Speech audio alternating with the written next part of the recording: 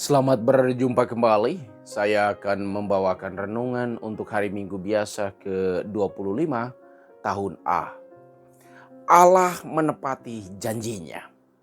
Allah yang kita imani adalah Dia yang senantiasa menyertai kapan dan di mana saja kita berada. Dia selalu membuat hidup kita indah pada waktunya. Cintanya tak terbatas. Senantiasa memberi kita waktu untuk kembali pada jalannya. Jalan Tuhan selalu indah untuk dilalui.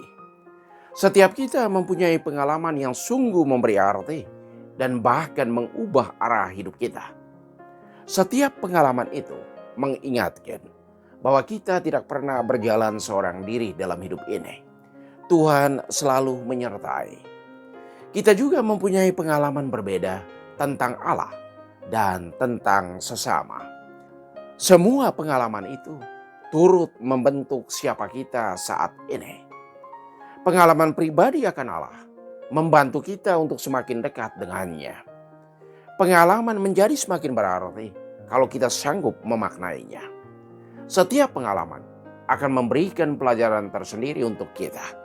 Pengalaman adalah guru yang baik. Belajarlah darinya. Keyakinan Yesaya. Nabi Yesaya meyakini bahwa Allah itu dekat. Dan ia berkenan untuk ditemui. Ia menggambarkan Allah yang penuh kasih. Yesaya mengajak orang Israel agar kembali ke jalan yang benar dan hidup sesuai dengan kehendak Allah. Ia mengingatkan, carilah Tuhan selama ia berkenan ditemui. Berserulah kepadanya selama ia dekat. Baiklah orang fasik meninggalkan jalannya dan orang jahat meninggalkan rancangannya. Baiklah ia kembali kepada Tuhan, maka Dia akan mengasihaninya. Dan kepada Allah kita, Ia memberi pengampunan dengan limpahnya. Rancanganku bukan rancanganmu, dan jalanmu bukan jalanku. Seperti tingginya langit dari bumi, demikianlah tingginya jalanku dari jalanmu dan rancanganku dari rancanganmu. Allah melukis indah di atas garis-garis bengkok kehidupan kita. Ia membuat hidup kita bermakna. Ia menyapa dan menegur kita dengan caranya sendiri.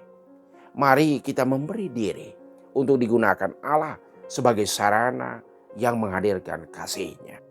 Kita bisa bertemu dengan Allah melalui perjumpaan dengan orang lain, dengan siapa saja. Bisa itu orang tua, saudara-saudari, anak-anak, tetangga, dan teman-teman kita, ataupun orang asing sekalipun. Kita bisa bertemu dengan Allah yang senang bersama orang yang senang.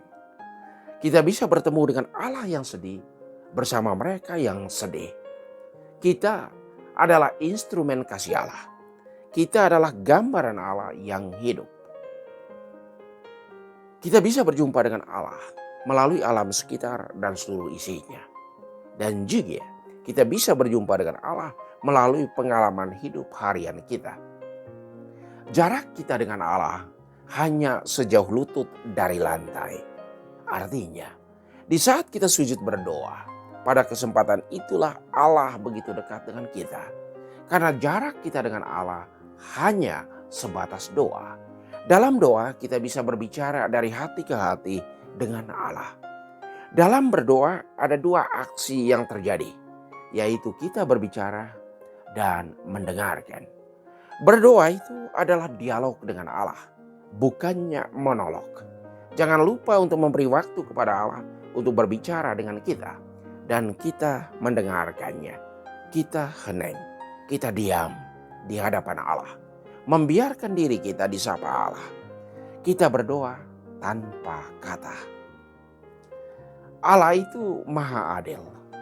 Ia menepati janjinya.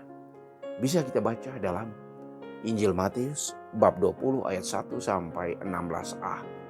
Hal ini nampak jelas dalam cerita perumpamaan tentang kerajaan surga. Seumpama seorang tuan rumah yang pagi-pagi sekali ia keluar mencari para pekerja untuk kebun anggurnya. Ia menyepakati upah dengan para pekerja itu sedinar sehari. 1 dinar itu sama dengan upah untuk 1 hari. Misalnya di Jakarta upah 1 hari Rp150.000. Maka 1 dinar itu sama dengan Rp150.000. Ada 4 kelompok orang yang dia jumpai pada jam yang berbeda. Yaitu pagi-pagi sekali, pada jam 9, pada jam 12, dan pada jam 15, dan jam 17. Pada malam hari ia membayar upah para pekerjaannya. Tuan rumah itu memanggil mandornya untuk membagi upah kepada para pekerja itu. Mulai dari yang datang terakhir, mereka diberi 1 dinar. Mereka senang dan pergi dengan gembira. Lalu kedua, secara berurutan sampai dengan yang masuk paling pagi. Mereka begitu terkejut karena mereka juga mendapat 1 dinar. Mereka bersungut-sungut kepada tuan rumah itu.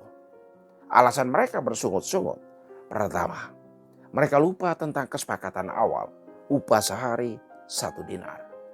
Kedua, tidak bisa menerima dengan kebaikan Tuhan itu, yang berlaku baik dengan semua pekerja itu.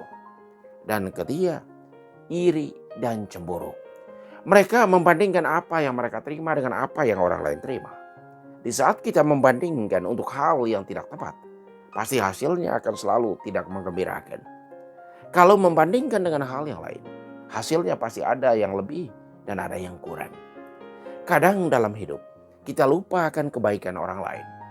Karena kita begitu terkurung dalam egoisme diri. Maunya saya melulu. Karena itu berpikirlah secara matang sebelum kita mengeritik orang lain. Apalagi tentang kebijakan orang lain. Jangan sampai seperti para pekerja yang protes dengan kebaikan tuan kebun anggur tadi. Bahkan mereka protes dengan kebaikannya. Kesaksian Paulus dalam penjara bisa dibaca dalam suratnya kepada orang Filipi bab 1 ayat 20c sampai 24 dan ayat 27a. Kristus dengan nyata dimuliakan dalam tubuhku, baik oleh hidupku maupun oleh matiku.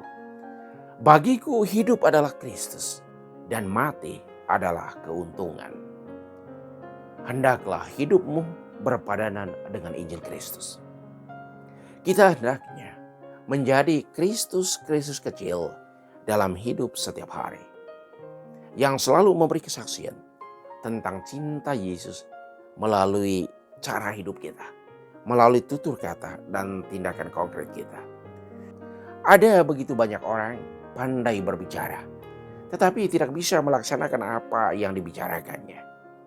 Orang itu adalah anggota NATO, no action, talk only. Ada banyak yang bisa mengeritik, tetapi tak punya solusi untuk apa yang mereka kritik. Kita harus menjadi bagian dari solusi, bukannya bagian dari masalah. Andaikan semuanya tergantung pada kita, jadilah pembawa solusi, bukan pembawa masalah dalam hidup bersama. Tuhan memberkati.